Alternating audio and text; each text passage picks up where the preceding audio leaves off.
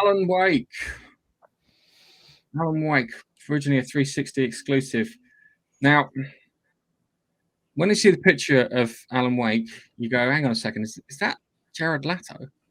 Because it does look like the actor Jared Leto. He's not.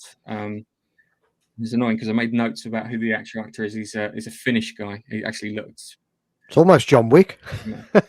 He does. It's Jared Leto dressed up as John Wick.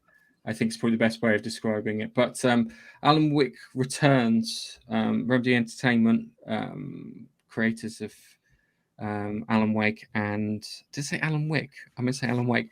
Alan Wake and Control. They're bringing this back, but it, unlike the first time it was here, it's not going to be platform exclusive. It's going to be across all of them because what do you call it? Microsoft, not Microsoft. Sony was showing it off. It looks like it should be released on the 17th of October this year, not August. Slip of the tongue there.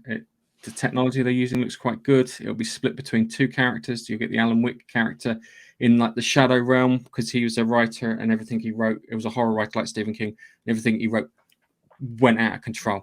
And it's funny because if you play Control, they reference the Alan Wake, not Alan Wake, I won't call it Alan Wake, the Alan Wake incident as what they can refer to as an AWE, which is like an event that otherworldly event thing that kind of screws with the fabric of reality, and it has a crossover. So I'm hoping there'll be a Bureau of Control reference somewhere in Alan Wake 2, like they may come up to try and stop it or whatever. So it is referred to as a connected universe.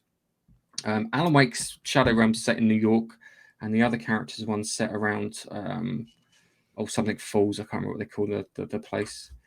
I'm going to call it Jersey Shore. I'm going to call it. But yeah, I liked the first Alan Wake game. It was one of the things on the 360 I thought was quite good. They've got a trailer and bits for it here, so you can see it, and it's Stephen King-ish. It kind of reminds me of Garth Marenghi's Dark Places and bits. You know how he describes his like horror stories really badly, as a guy who's written more books than he's read.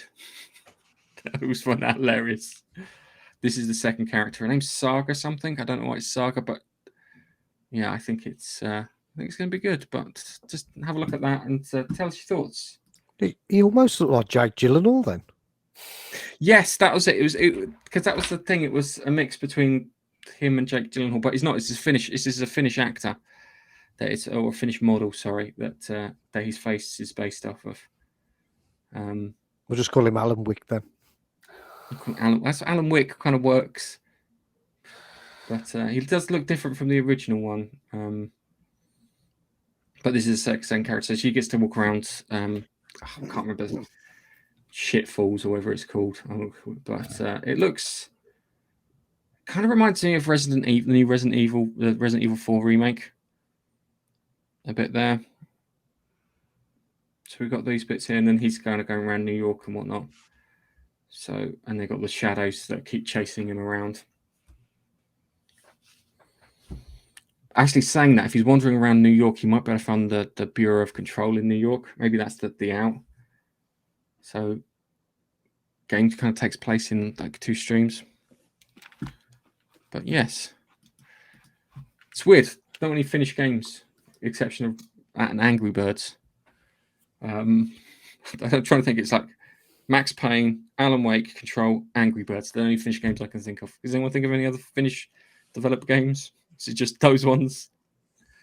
But yeah, I think it's going to be cool.